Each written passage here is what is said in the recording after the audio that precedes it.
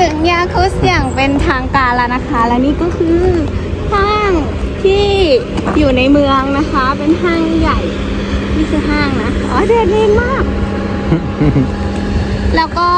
นี่ก็คือเป็นครั้งแรกนะที่มิชามายาคุสเดี๋ยวพาเข้าไปดูในห้างว่าห้างที่นี่เนี่ยหน้าตาเป็นยังไงนะคะ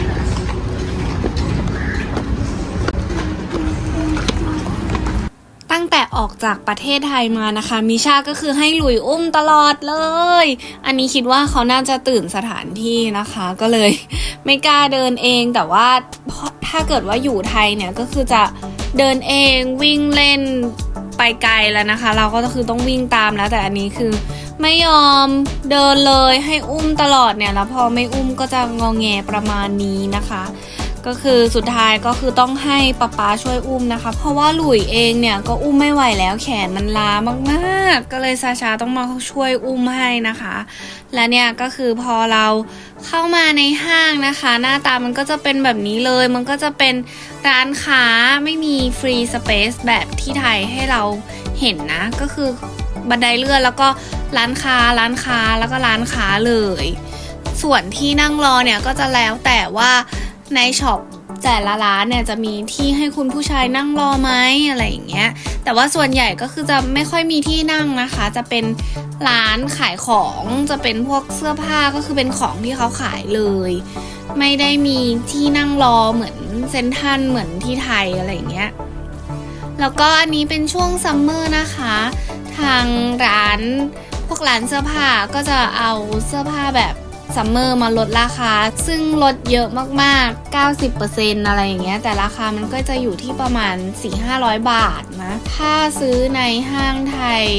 มันก็อาจจะราคาพอๆกันแต่ว่าพอดีว่าเรามีช้อปปิ้งออนไลน์แบบตัวเลือกที่หลากหลายเนาะราคามันก็จะถูกกว่าที่นี่ในส่วนของร้านเด็กนะคะเดี๋ยวมาดูค่าครองชีพของเด็กที่นี่ว่ามันแพงหรือไม่แพงนะคะเดี๋ยวมาดูกัน395ก็100 กว่าบาทก็ได้อยู่นะน่ารักจังเลยอ่ะถ้าแบบนี้ที่ไทยต้องแพงแน่เลยอันนี้ที่นี่เท่าไหร่2,000 กว่าบาทอุ้ยถ้าแบบนี้ที่ไทยจะแพงกว่าไหมอ่ะมันหนานะน่ารักจังเลยอ่ะ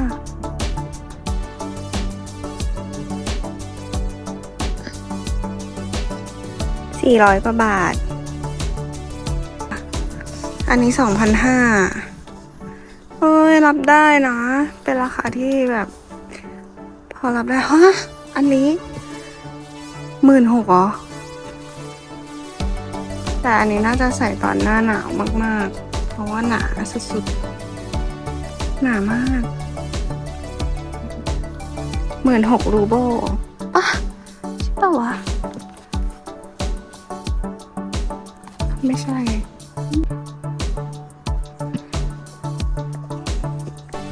ชุดเด็กผู้หญิงก็น่ารักนะ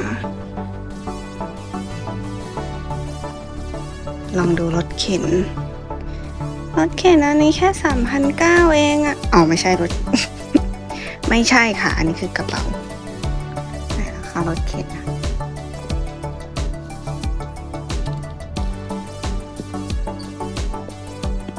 ราคารถเข็นอยู่ไหนไม่มีราคารถเข็นที่ไหนไม่รู้ที่เนี่ยเขาใช้รถเข็นแบบนี้แล้วก็เวลาจะเข็นเด็กออกไปข้างนอกอะ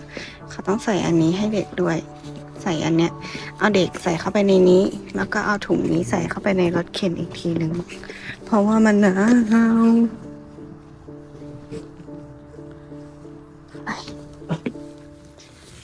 เท่าไหร่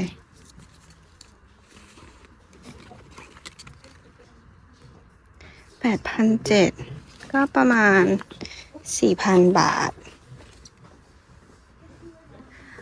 จริงๆก็เป็นราคาที่ไม่ได้แพงอย่างที่คิดนะเพราะว่าคิดว่ามันน่าจะแพงมากกว่านี้เพราะว่ามันแบบ หนา ไหน ดูของเล่นสิ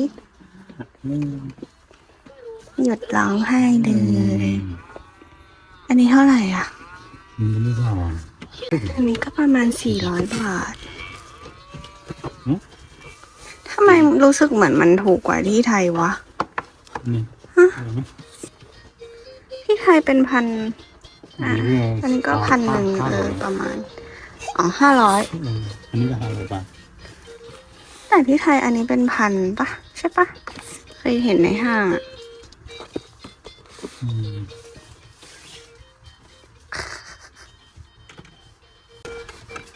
โอ้ยเอาจริงๆค่าของชีพของเด็กที่นี่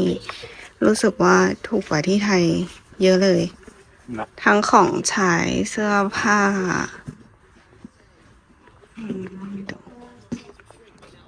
อันนี้คือแบบเทียบราคาจากของห้างนะที่ไม่ได้ซื้อจากช้อปปี้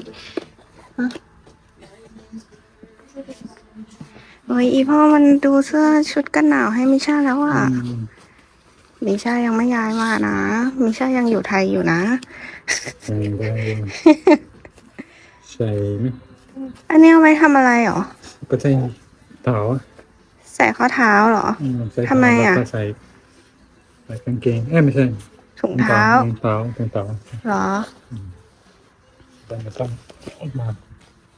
ชุดนี้กันความหนาวได้ถึง-20นะคะถ้าจะ-60แบบหนาวสุดๆก็ต้องอีกอย่างหนึ่งอันนี้รองเท้าเด็กน่ารักอ่ะ1,000 บาทไม่ถึง 1,000 นะอันนี้ขอเมาส์ก่อนคือช่วงนี้มันเป็นช่วงซัมเมอร์ใช่ปะแล้วปกติอะที่ยาคุดอะมันหนาวมากเขาก็จะติดแต่ฮีเตอร์ไม่ค่อยติดแอร์กันแล้วในที่ปิดอะเขาก็ไม่เปิดอะไรเลยเว้ยเหมือนเปิดแค่ระบบระบายอากาศอะแล้วมันร้อนอะมันไม่มีความเย็นเหมือนในห้างเราเลยอะ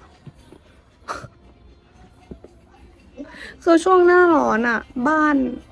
หรือไม่รู้บ้านอื่นเขาติดแอร์กันไหมนะแต่บ้านซาชาไม่ติดจนเลยบอกซาชาว่าติดแอร์ให้ด้วยนะ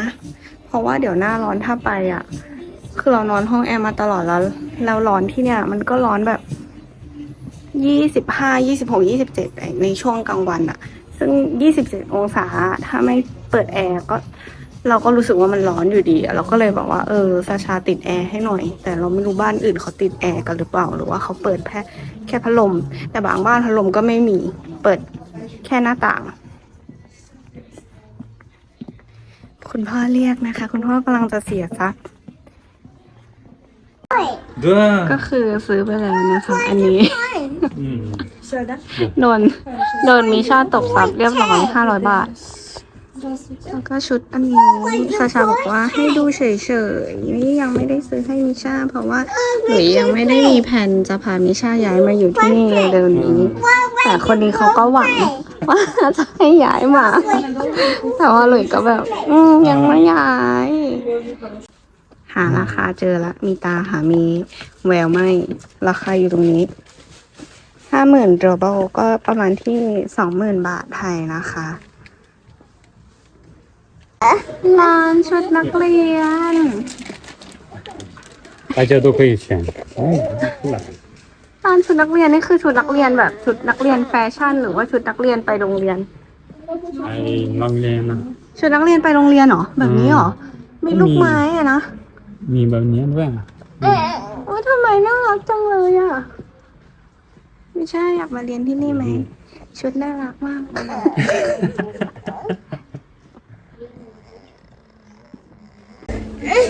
จะเอาอันนี้เหรอไม่ใช่ยอดเจอกันมาดาไม่ใช่ยอดเจอกันมาดา知道了爸爸นะคะโดนตบทรัพย์ไปอีก1ก็คือหยิบแล้วซื้อแล้วเอาเลยเล่นเลย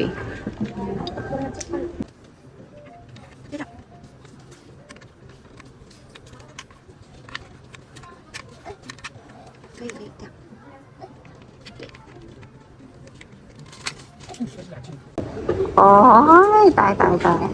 มิชาชอบรถมาก ไม่เอาแล้วนะที่บ้านเรามีเยอะมากแล้วมิชา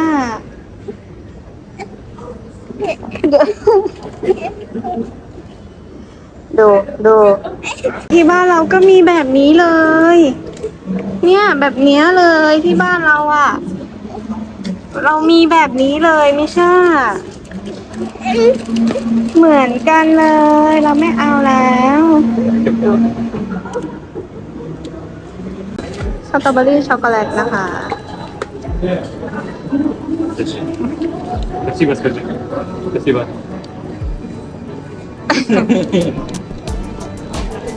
ไม่ใช่ ไม่ใช่นะ No, ไม่ใช่不对ไม่ใช่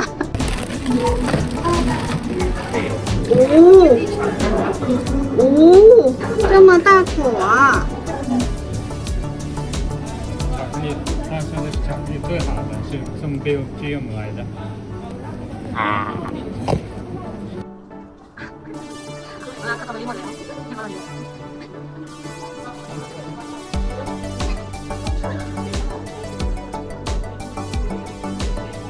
พอกลับมาหลุยกับซาชาก็พามิชาไปปล่อยพลังอีกสักหน่อยนะคะ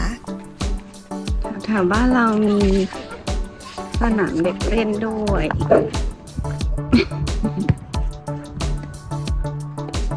มิชาวิ่งไปเลย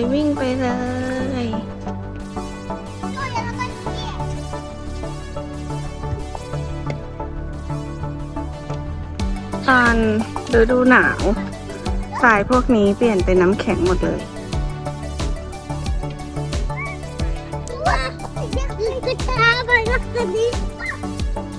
玩什么呢มิชาเล่นอันนี้ไหมสไลเดอร์